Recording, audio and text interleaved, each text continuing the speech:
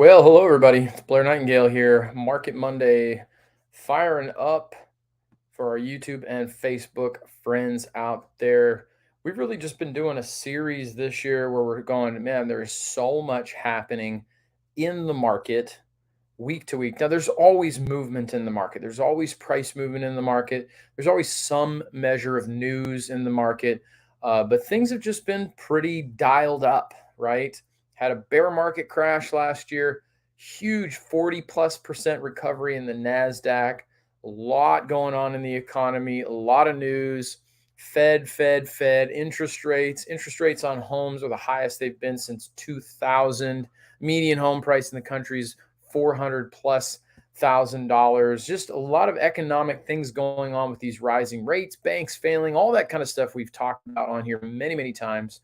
So we just continue to look at what's going on from week to week, looking at the market. And then within that context, getting the ability to go, okay, what are some practicals about trading that we can take from this as well? Because, of course, that is what we do over here at Tradeway. We are a community of traders. We are a licensed financial investment firm that teaches people, this is the difference, teaches people how to take control of their own finances by breaking down, not building up, breaking down the confusing world of finance. There is some complexity in there, but a lot of it not nearly as complicated as Wall Street wants you and me to believe that it is. In some ways, they don't even care what we're doing. They really don't. They just expect us to know nothing. Okay. And what we do in this community is we go, well, what don't I know? I don't want to know what I don't want to not know what I don't know. I want to know what I don't know. Right. That's really what learning is. And of course, with finances, I can tell you, I travel all around the country and it's amazing. I'll meet person after person, room after room, group after group. And they go, I had no idea. I didn't know. And when it comes to things like finances and money and investments and retirement and legacy and 80 hours a week on my job and all this kind of stuff that I hear from people, it's amazing that we haven't been taught more than we have about how finance really works in a way that is meaningful, practical, applicable for people just like you and me. Now, right over there in the comment box for our Facebook and YouTube friends, we got some people chiming in. We got Teresa, we got Mark, we got Benjamin coming in. We got San Diego, Ohio, and Dallas. So if you guys are with us today and you want to drop a comment in there saying hi, let me know who you are, where you're from. Is this the first time you've been here? Love to have you in the chat box, letting me know. Maybe you've been here many times, and you may have some questions, right? You may have some questions about the market or some things going on, and I'd love to take the opportunity to help you understand a little bit more, maybe what we didn't know, right? So use the chat box for there. Jackie is with us. First time here. Welcome, Jackie. That's so awesome. You know, folks all over the country, okay, are coming, and I'm going to say this, coming out of the woodwork, right? Coming out of a position of, hey, I actually don't know anything about this, or I don't know very much about this, or maybe I tried a little bit of this, but I realized I don't really know how this works. I don't really know what I'm doing, but I'd love to learn to make some money in the stock market. I'd love to protect what I've already got in the stock market. 61+% of Americans are already in the stock market, typically through an IRA or 401k program or some type of program similar to a 401k retirement program. So we're in the markets. We might as well know. In fact, I would go beyond that. It's not might as well. We should know what's going on, right? I am convinced this is one of the greatest financial opportunities that you and I have. This is the business of money. If we want to make money, we ought to take a look at the business of money. Wall Street is the business of money. You know, banks, when they take your money in, you know what they do? They certainly don't let it sit there. It doesn't sit there in the bank. It's so interesting when I see Wall Street treat people from Main Street the exact opposite than they treat themselves. I'll give you two examples right now. Number one, Wall Street tells you and me to buy and hold, never sell it, just hold it. If it goes down like it did last year, 22%, just hold it. Don't sell it. Don't do anything. You can't time the market, they say. So you ought to just go ahead and hold on to it. What's the problem I have with that? The problem I have with that is that that's not what they do. The reason the market goes down is because they sell. They sell. They own over 80% of the stock. They being the big mutual funds, investment banks, pension funds on Wall Street. Institutions own more than 80% of the stock that's traded on Wall Street. Guess what? If they don't sell, the market doesn't go down. If the market's going down, it's because they are selling. Why does that matter to you and me? Because they're telling you and me to do the exact opposite. That's number one. Okay. That's number one. Telling you to do something that's completely different than what they do. Okay. And by the way, if you have $10 and you lose $5, you've lost 50%. Now, how much do I need to make to get back to my $10? People usually tell me pretty quick, well, 50%. No, I had 10, I lost 5. I have to make 5 to get back to where I was, yes, but I have to make 100% to get back to where I was. So we have to learn to protect what we have. By the way, second thing that Wall Street says to do, or at least the banking system, what do they want you to do? They want you to come, put your money in their bank, let it sit there. They'll pay you a small percentage. Interest rates are a little higher. Maybe you get a high yield savings account that's, between 3 and 5% now. Maybe you can get something like that in this high interest rate environment. But you are definitely in a position where they're encouraging you to put the money in the bank and let it sit there. Well, guess what they don't do? They don't let the money sit there. They take your money. It's called fractional reserve banking. I was going to say lending, fractional reserve banking, and they lend your money out. They invest it. They pay you and me pennies and they take it and they invest it elsewhere. So they learn to invest. What am I saying? Who knows something about the business of money? I think a bank knows a couple things about the business of money. They know how to protect what they have, yet they tell you and me to ride it. And number two, they know how to promote what they have, yet they tell you and me just to let it sit. It's amazing how many people I talk to and they go, my family member or a friend or a financial advisor or somebody, man, they're just not really supportive of me learning about how Wall Street works, learning about finances, learning how to manage my own money, learning how to do this kind of stuff, because that's just not what you do. You let somebody else do it. You leave it to the banks, you leave it to the advisor. You don't personally empower yourself. And I'm always amazed that that is something that is so taboo, so resisted, so on the outside. So we've actually got to get to a point where we give ourselves permission to say, you know what? I'm going to educate myself. I'm going to empower myself. That's what this is. That's what the goal is here. Wall Street gives us a vehicle that we can engage in. And we ought to know that. We ought to know that and understand that, some people have a lot to gain from us not knowing how to do these kinds of things ourselves. Okay. So that is very, very important. Now, jumping ahead a little bit, we're looking here at the market. Now, I've set up a bit of a cleaner chart than I normally have. Some of you will notice that there's something I typically have on my stock chart that I don't. This, of course, being the S&P 500. It's been in a little bit of a slide, right? We broke the trend line. I did a teaching last week for the Insider Plus students inside the coaching program that is looking at patterns and what to do when patterns break. Okay. Opportunities when patterns break, but also managing risk in positions that you may already be in when patterns break, looking at stop losses and things like that. But here we have pretty clean trend line break on the S&P 500. If you go over to the NASDAQ, you're going to see a similar thing here, right? We made a nice clean trend here. We were on top. Old support became new resistance, breaks through again, right? Old resistance becomes new support. We got a good trend out of that. And then we made that lower top and broke down into this relatively tight little trend here. Okay. Till we had a bigger drop through there last week. But did this thing just turn around in the middle of nowhere, right? One amazing tool we have here when we look at the stock market is recognizing that the market doesn't just move up and down on its own, does it? Okay.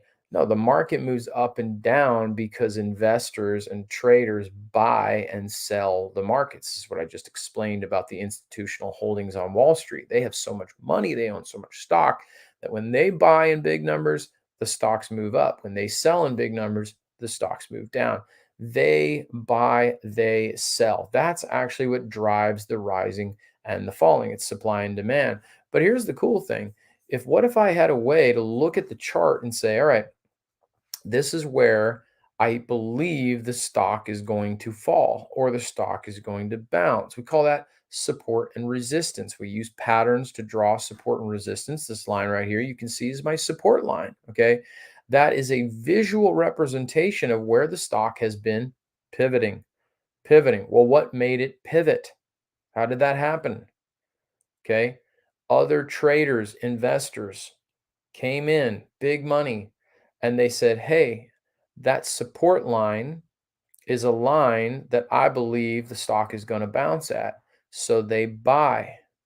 But then other institutions look at that support line and say, hey, I believe that's a level that the stock is going to bounce at. So I'm going to buy. And what's happening? Self fulfilling prophecy. They make support happen because they believe there is a collective perception that support is going to happen. And that is what makes it happen. Small hinges open big doors, guys. When you understand some of these concepts, it can deeply demystify a lot of how people trade stocks, separate from an investing long term skill set. For the most part, not entirely. It's not that we wouldn't use some of these tools in investing. Primarily, this is going to be in trading. Well, what happened? Well, we broke that floor in the S&P 500. This is all information I can get when I don't know any news whatsoever. Now, I'm not saying news is not important for the trader, okay? But it's worth noting that this has nothing to do with what's going on in the news or what CNBC or Investors Business Daily or the Wall Street Journal or Barron's or any of that kind of stuff has to say about the markets, right? The price is the action of the market. Okay. The news is a whole lot of opinion. There's a whole lot of opinion, but the price is the action of the market. And you and I want to make decisions not so much on the opinions, but on the action of the market. This thing broke the trend right here. Now, I mentioned support and resistance being a self-fulfilling prophecy, but the lines we draw for support, they are a somewhat objective, subjective rather, subjective line. Now, some patterns are very, very clean. I'm going to give you an example right here. Well, actually, I think I've got it up here already. We've looked at many, many times, right? Here is a very subjective line, and yet the pattern is very, very clean. So it takes some of that subjectivity out of there. It's not too hard once we build a skill set to identify a pattern like this and begin to draw a floor and a ceiling. But the point is that this is still something that isn't based on math. Okay. It's something that's based on an art. It's not so much a science here. Okay. It's more of an art. But what happens if I come in here and I add something like that? Okay. You see that blue line just popped on there. That blue line is not a subjective drawing that I placed on the chart. That line is built on math. This is what we call an exponential moving average. And what it is an average that moves, right? That's very complicated, isn't it? It's just an average that moves. It posts on the chart and it's used by investors and traders alike to use it as a psychological level for where the stock may pivot directions, up, down, right? Or hold sideways. Well, this stock didn't just fall down to this price and turn around and go back up for no apparent reason. It didn't just turn around and go back up because some news item came out. It did so because it came into a support level that any trader on the planet Earth that has access to information. Now, this isn't necessarily the skill set, this is just information, right? They can say, hey, what if, other traders use the 50-day moving average as a support level to buy the stock, right? Well, if they do, and they do, and they do, and they do, and I do, self-fulfilling prophecy, and up goes the stock. Well, of course, that's what happened so far in this particular instance. So something like a 50-day moving average, which here you can see we're below, but I'll go ahead and I'll take that off of the chart for tonight and add in this one right here. I'm going to actually just change that really quick to a 5-day.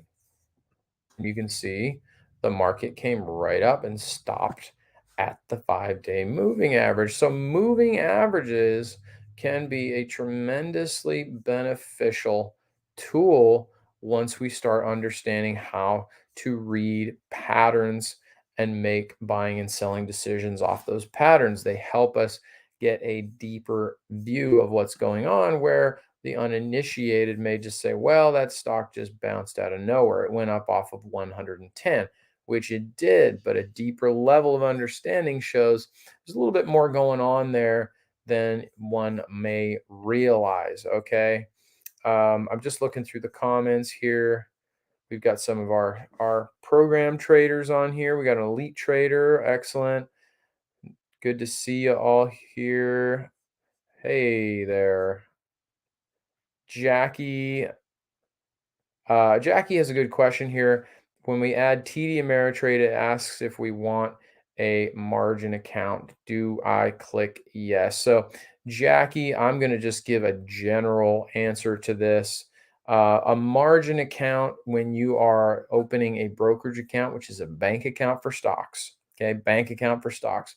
When you're opening a brokerage account, they will give us the option of whether or not we want to open a cash or a margin account. Okay, this is a fairly simple overview, but a margin account will allow for some flexibility in the account with options where we're able to actually take some positions on margin hold, borrowed money, where we may only have to put up a percentage of the capital on a particular position versus having to put up the 100% of the capital on that position. Now, there are certain ways of trading where you can choose to do this or you don't have to do this. Okay.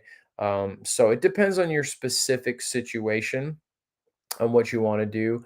Most of the time, people who are going to get into complex spread options, credit spreads, debit spreads, and condors, and all those kinds of things that we do later on into options training and trading, we look to have a margin account for that. But there are ways to do certain option strategies in a cash account where you don't have the ability to do a percentage of the position um, in any given trade, right? So it has to be individual for your specific needs on that. Okay, I have used both cash and margin accounts before. Okay, so it depends on what you want to do. There are certain considerations with day trading that change between cash and margin accounts and things like that. Okay, so that's important. We've got. I just want to highlight a few people, right? I know you, right? Awesome. So glad to have you here. Right. Some of you guys I've met personally. Some of you guys I've met personally. Some of you guys I have not. Okay. Jackie said it was her first time here. Got Danny in here as well. Benjamin is with us tonight. So awesome to have you guys here. One thing I'll say, later in the week, I don't see a lot on the news front for this week, but there will be a press conference from the Fed chair this Friday. They have a big, they call it a symposium. I don't know why they felt like they need to call it a symposium, but that's what they call it. And they do it in the summer every year in Jackson Hole, Wyoming. It's a big meeting. And of course, they'll come to the end of the week, Friday, and Jerome Powell will make a statement. You can believe it. that Wall Street will be paying attention to what he says and does not say on Friday. So you might expect a little bit more volatility there. You never know. I'm out here in Sacramento area, did an event this past weekend, and of course the hurricane, tropical storm warning, first time ever for California that's ever happened, came through, and I know it hit some parts pretty hard. I haven't seen a lot of the specific news today, so I don't want to be insensitive about anywhere that may have been hit harder. But I did talk to a few people I know in Southern California. They felt like it didn't really do anything as intense as they had said it might be. It kind of just came and it kind of just went. Well, this Friday, honestly, sometimes we get a lot of expectation around the Fed. I understand it's not exactly apples to apples here, but you might have the news give this really big anticipation around Jerome Powell's statements. It may not end up being a whole lot that goes on Friday, but you'll want to be aware. As a trader, you just want to be aware of what's coming in the news, right? So the daily flow that we go through as a trader, how we streamline our work, how we push the buttons, how we manage positions in between the support and resistance level, what we do if it goes our way, what we do if it doesn't go our way, how we manage emotions in the trade. These are all learnable skills, but they're skills we need to learn. Okay. They're skills we need to learn. They're skills we need to practice. Does not happen overnight, but it is something that we can learn to do. And that is, of course, what we exist to do here at Tradeway. Quick shout out, if anybody on here ever wants to join us on a Tuesday afternoon for our weekly prayer meeting, we definitely do have a prayer meeting that is open to everybody. So I've never mentioned that here on Market Monday before. No particular reason why I haven't. I just haven't before. Um, we like to say there's no Christian stock trading until there is, because we don't believe that we do anything apart from the Holy Spirit. Okay, so it's not that somehow, some way, this is a Christian stock trading system that nobody else in the world could ever learn, and yet at the same time, we do everything that we do in dependency and trust and expectation, correction, conviction of the Holy Spirit. And so we come together on Tuesdays and we just pray, right? We just pray, and I lead those out on Tuesdays. So you can head on over to tradeway.com/events. I will even just quickly drop it in the chat for my friends on Facebook and YouTube. I will just grab this kind of impromptu, put it in there for you guys. It's headed on over to Facebook, YouTube. So if you ever want to join that, you can, right? Obviously, that is entirely up to you guys. Appreciate you coming, spending some time with me. Couple of quick things, right? What's happening in the markets right now? Um, got a little bit of a news update to watch for Friday. And then this guy coming in here and going, all right, let me go back to that right there, sitting at that 5-day moving average. And we broke the downtrend. I'm going to bump this down. We broke the downtrend, and now we're sitting in here, right? So what I want to see is how it performs if it gets up to that 10-day and that previous trend line, right? So that's what we continue to do. We assess the pattern, redraw support and resistance, see where the pivots will be, and then we can learn to exploit that from there. Okay, that's how a technical trader works. No matter what market, no matter what time frame, there are certainly differences between the time frames or differences between the markets, but some of the foundational skills we can apply across time frames, across markets. But this is something that we're gonna focus on here at the 10-day moving average, see what happens if it can get above that 5-day and then break out of the downtrend, right? So pretty brief downtrend, but a downtrend nonetheless. Okay. So, all right. Appreciate you guys being on here with me today. It's been, well, I'm gonna say 2.5 years now. We've been just coming on here and updating folks week to week what's going on in the markets. Get you some information, let you know, hey, this is a learnable skill. It is. Okay. It's not a skill that just comes by osmosis. It's something we really have to learn to do. We have to apply ourselves to it. But if we do that, we really can grow from knowing absolutely nothing about this to being in a place where we are really thinking as a trader, thinking as an investor, leaving that consumer mindset behind and using this as a vehicle, right, for our finances to be able to put that to work. And that's exactly what we help folks do. So appreciate you spending the time with me today. And if you need anything, remember, you can always reach out, support@tradeway.com, and I will be happy to take care of you guys. Okay. Thank you so much. And we will see you next time. Good night.